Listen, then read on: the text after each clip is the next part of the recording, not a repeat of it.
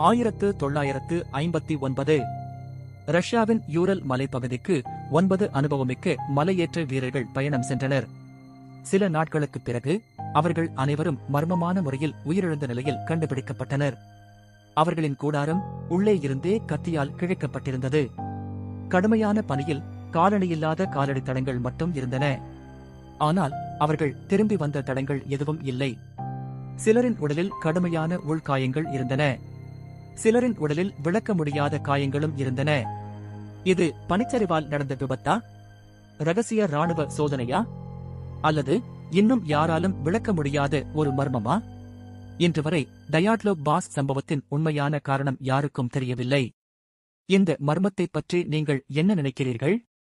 உங்கள் கருத்தை கமெண்டில் பதிவு செய்யுங்கள். இதுபோன்ற உண்மை மர்மங்களை தெரிந்து கொள்ள டார்க் ஃபைல்ஸ் தமிழ் சேனலை பின்தொடருங்கள்.